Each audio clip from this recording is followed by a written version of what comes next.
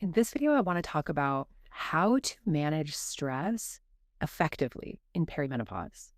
Because we know if there were one deepest root cause for all of the symptoms that women experience, the struggles that women experience in perimenopause that feel like kind of plaguing, the most powerful root cause that there is this high stress state.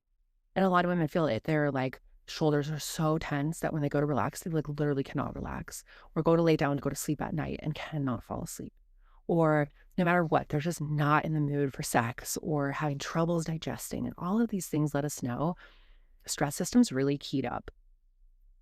And I want to bust in here two myths that I see for most of the people that I see in my practice, the women who are coming in, where this gets caught. Because a lot of women come in and they're not managing their stress, but they still want to balance their hormones. And we think about it, stress is a powerful driver of our hormones, and your body will always prioritize your survival over reproduction. And in perimenopause, what we're seeing a dip in is our reproductive hormones, all of these things that help us grow. It's like we're in the land of milk and honey. It's time to have babies. All of these hormones start to diminish. And if stress hormones really high, it's going to make them plummet in a way that is very erratic and unstable. And there's no hope of balancing these hormones because your body's so primed to prioritize your survival, to make sure you make it through. Your body doesn't know the difference between just high stress on a day-to-day because you're just doing so much for your kids. You're working, you're running a business, you're doing all of these things. And this pattern of overwork, or this pattern of always being in mission mode or being on and doing a lot, we can normalize it. And most women who come to my practice normalize it. They think, I'm managing my stress. But then when we go through how stressed they are in the day, they're not actually really managing it. They've just really compartmentalized and normalized it. And they're numbing enough, scrolling or doing things where they kind of get a chance to check out, that it makes it to where it's kind of this silent little thing. So the myths. Myth number one that I see women get stuck with is thinking that the stress has to go away in order for them to manage stress. One day when my kids aren't in soccer and swimming and going to school and all of these things, and I don't run a business, then I'll be able to manage my stress. Or when my aging parents, when they're no longer needing me as much, then I'll be able to manage my stress.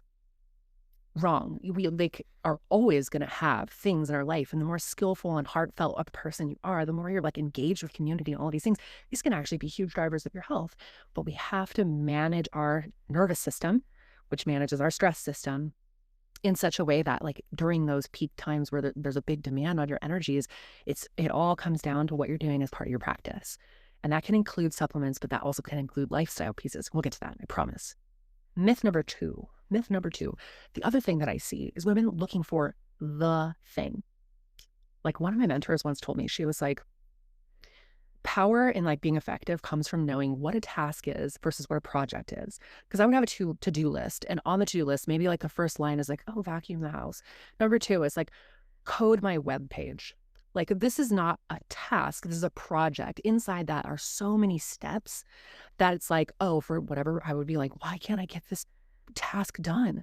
And in reality, she's no, we break it down and we actually break it into its tiny little pieces. And managing stress is just like that. There, as much as we want it to be, you might want it to be check, I took my ashwagandha, stress is managed.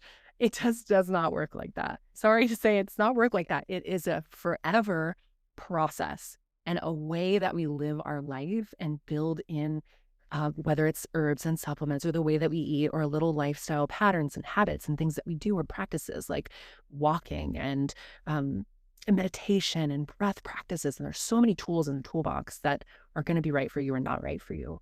It's the way we actually just build that into the lifestyle that creates the balance. So if you're looking for the silver bullet thing, it's a myth. It doesn't exist. It's a unicorn. Good luck, because sometimes there are things that will take the edge off and help us numb a little bit better. But that's very different from nervous system regulation. That said, I think there's a little cheat in this, and I use this with my patients all the time. So I'll sit with a woman, and when we get to the place where I'm asking about what do you do for stress management? They're like, well, not a lot. I'll be okay, well, let's start here. How stressed are you? If we did a scale of 1 to 10, imagine 1, no stress, I'm on the beach, people are feeding me, life is good, nothing on my plate. 1, 2, 10, most stressed I could possibly imagine myself being. I want to crawl out of my skin. I'm so stressed. Where are you in that scale? So we kind of intuitively know, right? So then think about this. If you can tell where you are right now, think about where your average is. Like over the last week, where do you usually hover? It might be different on the weekend versus like a work day, weekday, whatever. But like, where's your average? You got it? Know this. Anytime we get to that point of like 7 out of 10 or higher, it's what we call a dysregulated state. And by that, we mean that our the front part of our brain that deals with logic and reasoning and being able to respond to things rationally and calmly in our adult way, like how we want to, maturely, that prefrontal cortex, it actually goes offline when we hit 7 or higher. This is like neuroscience. We know this. And in truth, our animal body, like our limbic system, these more primal parts of the brain that have to do with emotion and survival, instinct, they take over. And that's where we fight or flight or freeze or people please or start to disassociate. And that's like a spectrum. The more higher we get in that scale, we tend to like move through these states. Anytime we hit 7 or higher. Now, most of the women I'm talking with in my practice, I'm like, what's your average? And they'll be like 5, 6.5, day to day and throughout. And they're like, I'm doing okay. 6.5? Your capacity then from like, okay, my baseline to becoming dysregulated is like half a point. Can't, that's why little things come along and you have big reactions inside of your body that seem to be out of proportion to whatever the stressor was. It's just literally because this natural process is taking place.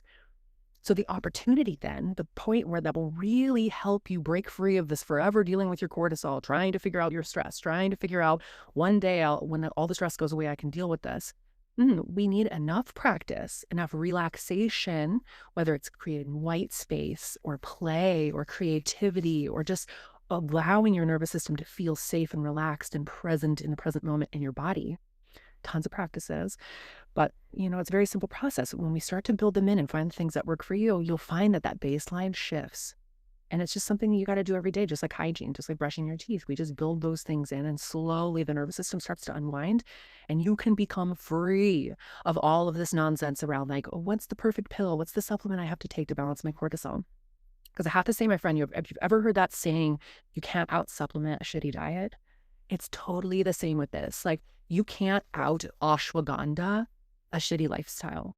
But truly, with the right framework in place, you can powerfully transform exactly what's happening in your stress hormone. And this is the biggest piece of leverage you will ever have to have a med-free perimenopause. If you want to move through this transitional zone in your life and get to a place where you feel strong, you feel vital, and your brain is clear and you're energized, and the like little warm flushes and nights of poor sleep are just minimal and easy to cope with. It really comes down to like establishing these fundamentals of your health. And that stress piece is huge. It's huge leverage. And you'll see that it's so much easier then to manage the rest. So that's a lot to think about. And I know that like it can seem kind of intimidating. I think it's always a cop out when doctors are like, you should see a counselor or you should manage your stress without actually giving you the tools in order to transform that. It's just like a lip service thing to actually put it into practice. That's something I do as part of my whole picture program.